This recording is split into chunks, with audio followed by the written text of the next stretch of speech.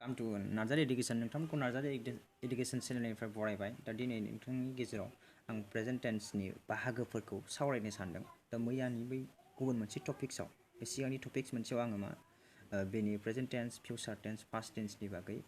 डिफिनेसननि बागै सावरायबाय। दिनै प्रेजेन्ट टेन्सनि बाहागोफोरखौल' आङो सावरायगोन। स' नोंथांमोना जुदि सिगांनि भिडिअखौ नुवाखैबा सिगांनि भिडिअखौ नायनो हागोन। दायो स्टार्टसै। बेफोर मोनफ्रोमबो टेन्सआनो मोनब्रै बाहागो दं। बिसोर गासै मोन 9था दङ।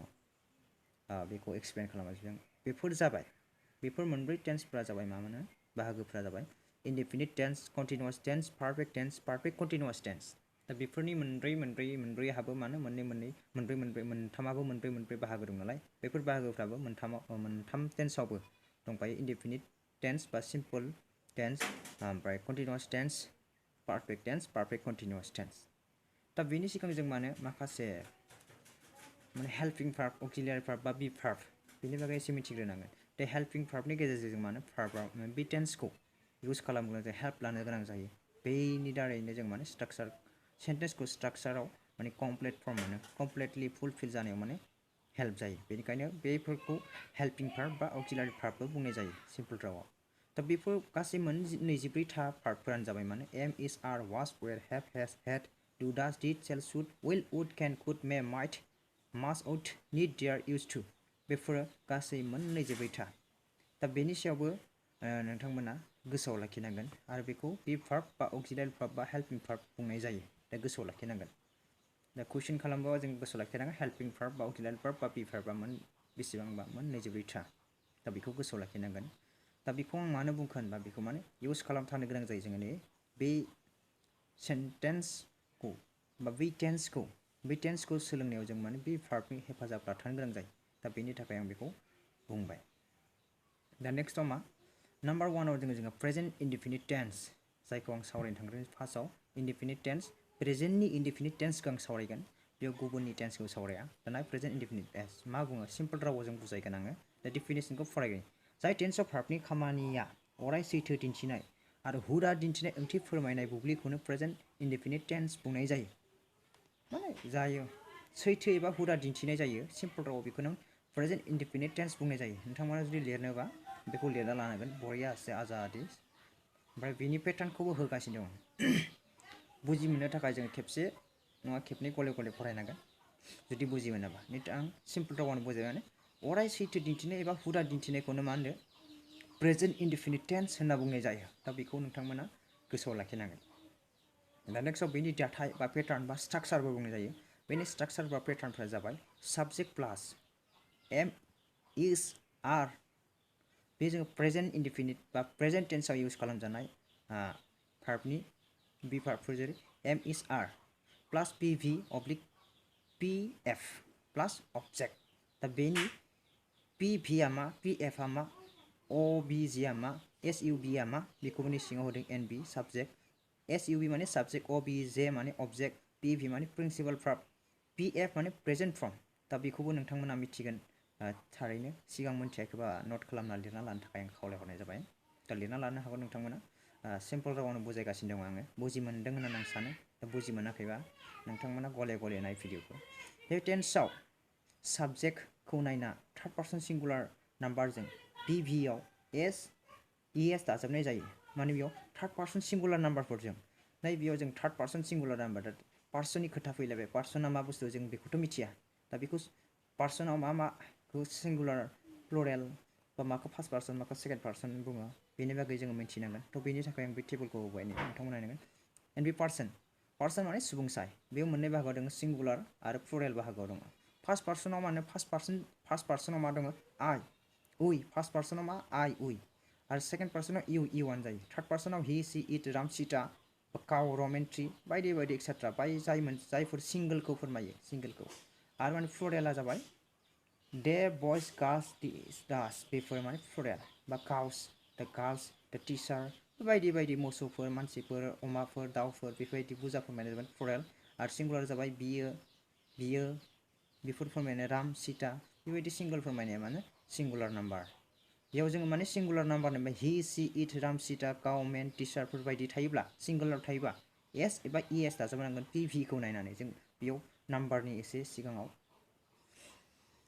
को एसे कनसेप्टखौ थानांगोन दा बेखौ नाम्बारखौ नोंथांमोनाबो क्लियार खालामना ला आं बेयाव माने गेदेर क्लास हिसाबै क्लास 10 बा 9 बा 8 हिसाबै बेखिनिखौ बुंबाय स' नोंथांमोना बुजि मोनदों होनना सानबाय आं सुबुंसाइखौबो पार्सनखौबो दा बेखिनिखौ नायबाय दा दिनै नायनोसै जोङो एस इ एस आ बोरै इउज खालामजायो बा एस आ बोरै इउज खालामजायो बेनि बागै आङो उनाव आरो मोजाङैनो एक्सप्लेन खालामगोन जास्ट आं पेटार्न बुजि मोननो थाखाय बेखिनिखौ बानायदों नोंथांमोना बुजि मोनदों जानांगौ आं बुंबाय दा जेरै बिदिन्थिखौ नाय आइ एम ए बय आं सासे गथ' मिल्क इज वाइट शी गज टु टिउसन एभ्रि डे दा बे सेन्टेन्सखौ नाय आं सासे हौवासा होननाय लोगो नंगौ फोरमायदों आं सासे हौवासा नंगौ मिल्क इज वाइट गाइखेरा गुफुर अराय सैथो बियो गाइखेरा गुफुर होनना जों मिथियो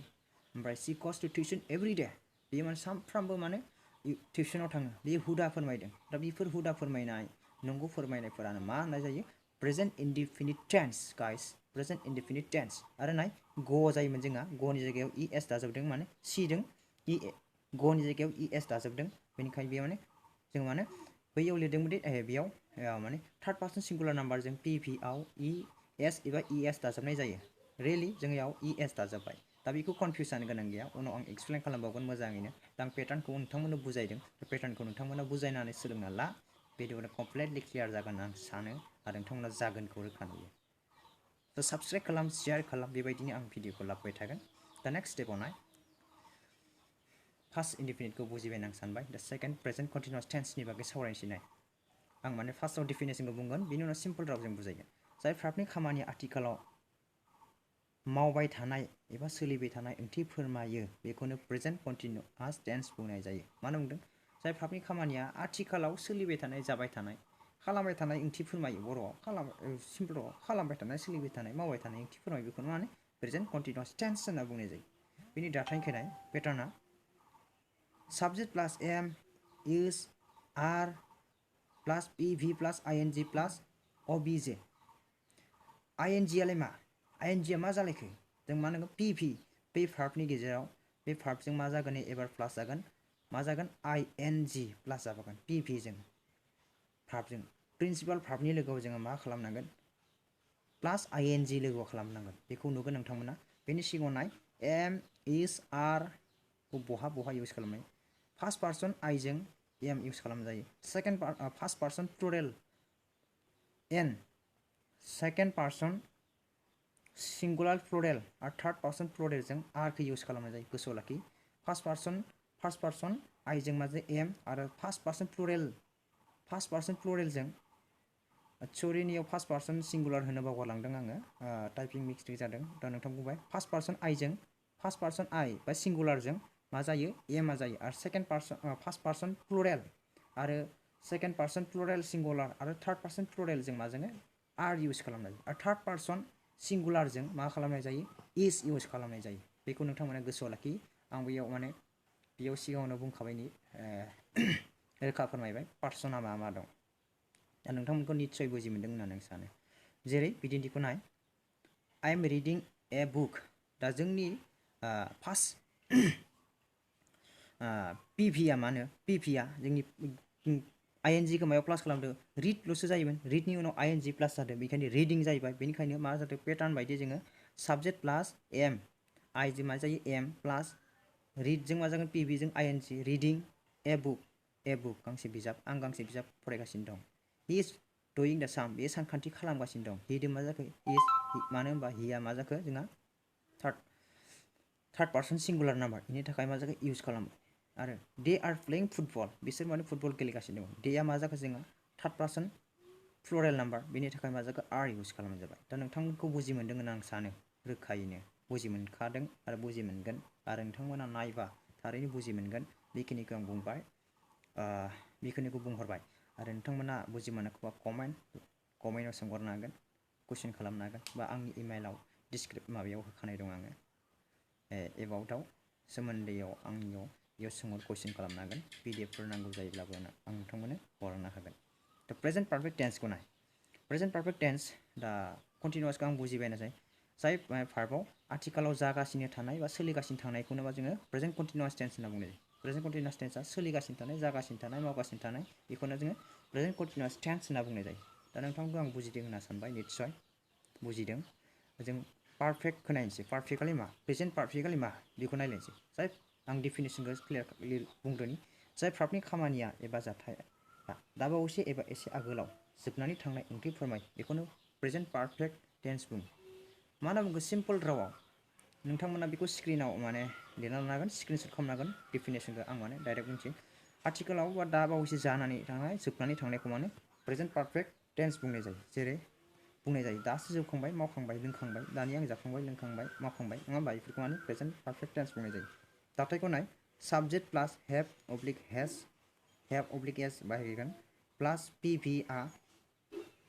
पि जानांगोन अबजेक्ट पि माने मा फार्स्ट पार्टिसिपल पि आ माने मा फार्स्ट पार्टिसिपल सिङाव डिसक्रिपसन होनाय दङ पि आ प्लास अबजेक्ट थागोन ओमफ्राय माने बेयाव आं पार्सन सिस्टेम बा इउज खालामनायखौ होदों subject plus have oblique has plus P आ पि प्लास अबजेक्ट माने फार्स्ट पार्टिसिपल माने दा बावैसो जानानै थांनाय जोबलांनानै थांनाय खामानिखौनो मावनायखौनो जों माने फार्स्ट पारफेक्ट टेन्स होनना बुंनाय जायो दा बेखौ नोंथांमोना सिम्पल राव बुजिदों होननानै सानबाय दाना फार्स्ट पार्सन हेभ हेजखौ बहा बाहायनाय जायो फार्स्ट पार्सन सिंगुलार एन्ड प्लुरेलजों मा जायो नै हेभ बाहायनाय जायो आरो सेकेन्ड पार्सन सिंगुलार प्लुरेलजों हेभ आरो थार्ड पार्सन प्लुरेलजों मा जायो हेभ आरो थार्ड पार्सन सिंगुलार नाम्बारजों मा जायो हेज बाहायनाय जायो हेज गाइस हेज दा नोंथांमोना बेखौ रोखा नायनानै लिरना ला स्क्रिनशट खालामना ला आरो बेनिफ्राय आरो माथो उपाय दंबावो बेखिनिखौ बुंबाय ओमफ्राय एन बि होदों पि माने मा फार्स्ट पार्टिसिपल जाय जोङो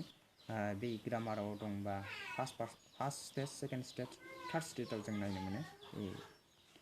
ग्रामारफोराव बैखौ जोङो माने फार्स्ट पार्टिसिपल होनना बुङो जेरै फार्स्ट पार्टिसिपल मा आइ हेभ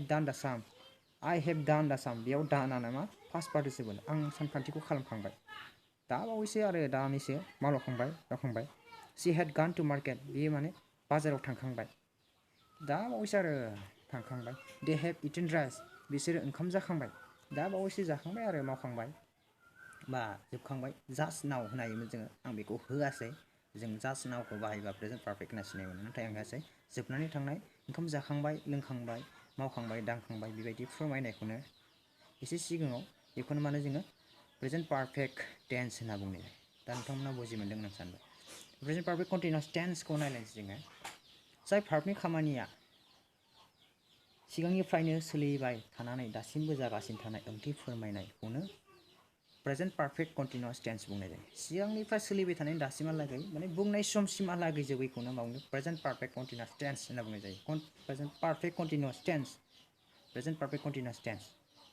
ओमफ्राय दाथायखौ नाय subject plus have oblique has plus been plus P plus ING plus object plus since oblique for plus time expression माने टाइमा मख'नाय थागोन बेयाव माबायदि टाइम बा माबायदि बेयाव माने साबजेक्ट दं बेनि उनाव हेभ फैगोन हेभनि उनाव हेभ नङाबा हेज फैगोन बिनि उनाव बिन फैगोन पिआ माने आइएनजि थानांगोन अबजेक्ट थागोन सिन्स फर टाइम एक्सप्रेसन थागोन दानाय दाथायखौ फरायखांबाय दा नेक्स्ट स्टेपाव नाय बिदिन्थिखौ जेरै I have been reading a book आं गांसे बिजाबखौ दासिमहालागै आं गांसे बिजाबखौ फरायगासिनो दं दासिमहालागै फरायगासिनो दं आरो बुंनाय समसिमहालागै he has been reading a book since morning बे गांसे बिजाबखौ फुंनिफ्राय बुंनाय समसिमहालागै दासिमहालागै फरायगासिनो दं बियो they have been reading a story for an hour बे माने गांसे सल' बिजाबखौ से घन्टानिफ्राय बुंनाय समसिमहालागै माने दासिमहालागै माने फरायगासिनो दं बेफोरबायदि ओंथि फोरमायनायखौनो मा जोङो प्रेजेन्ट पारफेक्ट कन्टिनिउआस टेन्स होनना मोनथिनाय जायो दा नोंथांमोनखौ आं बुजि मोनदों होननानै निस्सय सानो बुजि मोनदोंबा प्लिज लाइक साबस्क्राइब कमेन्ट हो नोंथांमोनखौ आं गोजोननाय मोनगोन आरो बेबायदि होयोबा माने मोजां मोनो आरो जायफोर क्लास 10नि फरायसाफोर बा 9नि फरायसाफोर बा 8नि फरायसाफोर बिथांमोननो बे भिडिअखौ दिन्थिनो हागोन आरो दिन्थिनो हायो सोलोंना लानो हागोन बेखौ होनो थाखाय नोंथांमोनखौ आं खावलायबाय थेंक्स गाइस आरो बिनि उनाव आं गाबोननि सेक्सनाव बा नेक्स्ट सेक्सनाव फार्स्ट टेन्सनि बाहागोफोरखौ लाबोगोन स' नोंथांमोनखौ गोजोन्थों होबाय भिडिअखौ जोबजासिम नायदोंबा थेंक्स